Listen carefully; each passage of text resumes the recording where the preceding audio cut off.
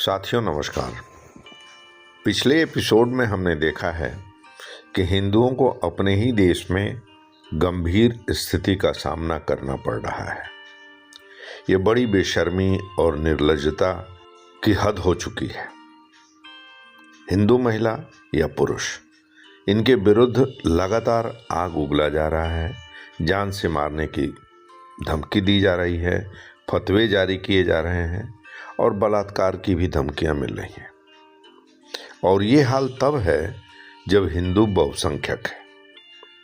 जरा गंभीरता से सोचिए, यह मामला केवल एक महिला का नहीं बल्कि गर्दन काटने को उतारो उस कट्टर पंथ मानसिकता का है जिसका प्रतिकार बहुत आवश्यक है। समय रहते इसे बढ़ने से रोकना होगा और यह आवश्यक भी है, वरना देश जंगल राज हो जाएगा। मानवता वाली भूमि को टेररिस्तान बनने से रोक लीजिए। आप घिर चुके हैं, ठीक उसी प्रकार जैसे शतरंज में राजा को प्यादे घेर लेते हैं। जंगल में शेर को भेड़िए और चक्रव्यूह में अभिमन्यु घिर चुका था। शरजील इमाम या बांग्लादेशियों ने चिकन नेक की बात कही थी।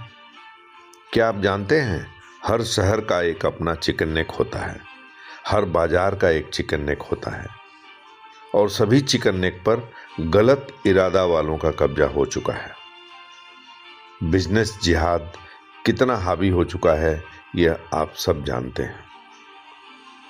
हिंदू युवा अपना पारंपरिक काम छोड़कर सरकारी नौकरी की तलाश में भटक रहा है। आप माने या ना माने, आप चेकमेट हो चुके हैं। कब तक सेकुलर का चोला ओढ़ के घूमते फिरेंगे? हिंदू धर्म एक आस्था ही नहीं है बल्कि भारतीय संस्कृति, परंपरा और सामाजिक जीवन का आधार रहा है। आधुनिक भारत में तेजी से बदलते सामाजिक, राजनीतिक और आर्थिक परिदृश्य के बीच हिंदुओं के सामने अवसर भी हैं और चुनौतियां भी। एक ओर शिक्षा, तकनीक और वैश्वीकरण ने हिंदू समाज को नए विचारों और आधुनिकता से जोड़ा है। युवा पीढ़ी परंपरा और आधुनिकता के बीच संतुलन बनाने की कोशिश कर रही है। योग, आयुर्वेद और भारतीय दर्शन की वैश्विक लोकप्रियता हिंदू पहचान को अंतर्राष्ट्रीय स्तर पर मजबूत कर रही है। तो दूसरी ओर जनसंख्या परिवर्तन, सांप्रदायिक तनाव और राजनीतिक ध्रुवीकरण जैसी चुनौतियां भी हमारे सामने मौजूद हैं। हिंदुओं के लिए अति आवश्यक है कि वे अपनी सांस्कृतिक जड़ों को सुरक्षित रखते हुए सामाजिक सद्भाव और समावेशिता को बढ़ावा दें। अतः हिंदुओं का भविष्य इस बात पर निर्भर करेगा कि वे परंपरा और आधुनिकता के बीच संतुलन कैसे साधते हैं और भारत को एक बहुलतावादी, प्रगतिशील राष्ट्र बनाने में उनकी कितनी सक्रिय भूमिका रहती है। इस्लामी और ईसाई अतिवाद जैसे समस्याओं से निपटने के लिए संतुलित, संवैधानिक और मानवतावादी दृष्टिकोण अपनाना अत्यंत आवश्यक है।